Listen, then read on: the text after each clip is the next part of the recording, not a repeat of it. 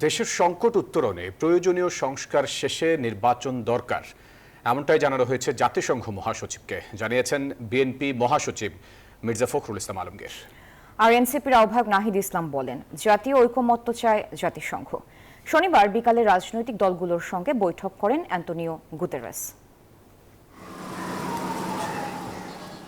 শনিবার রাজধানীর হোটেল ইন্টারকন্টিনেন্টালে সফররত জাতিসংঘ মহাসচিব অ্যান্টোনিও গুতেরেসের সঙ্গে বৈঠক করেন বিএনপি, জামায়াত ও জাতীয় নাগরিক পার্টি সহ বিভিন্ন রাজনৈতিক দলের নেতারা।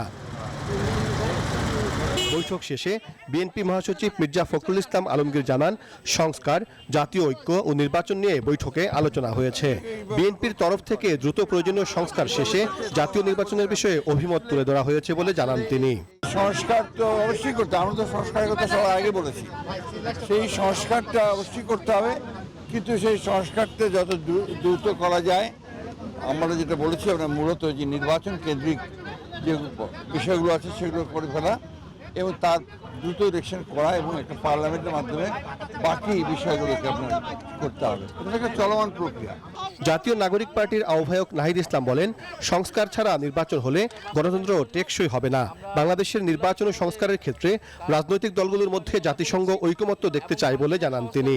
আমাদের জনগণের কাছে আমাদের যে কমিটমেন্ট সংস্কারের যে ধারাবাহিকতা, সেটার বাস্তবায়নের জন্য আমরা জুলাই সনদে তার দ্রুত বাস্তবায়নের কথা বলেছি এবং সংবিধান সংস্কার বিষয়ে আমাদের যে অবস্থান, যে গণপরিষদের মাধ্যমেই সংবিধান সংস্কার করতে হবে, অন্যথা পার্লামেন্টে সংবিধান সংস্কার টেকসই হবে না। বাংলাদেশের ইতিহাস থেকেও আমরা এটাই দেখতে পাই।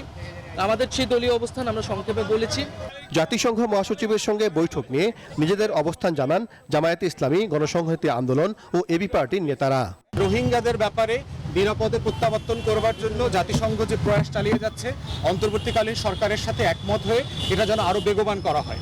জাতিসংঘ আশা করে আমরা নির্বাচন কবে হবে, সংস্কার কি হবে এবং এই প্রক্রিয়ায় কিভাবে আমরা উত্তরণ করব, সে বিষয়ে আমাদের রাজনৈতিক ঐকমত্যটাই যাতে তৈরি হয়। আমরা সংস্কারের ব্যাপারে কথা বলেছি, একটা ফেয়ার নির্বাচনের ব্যাপারে আমরা কথা বলেছি,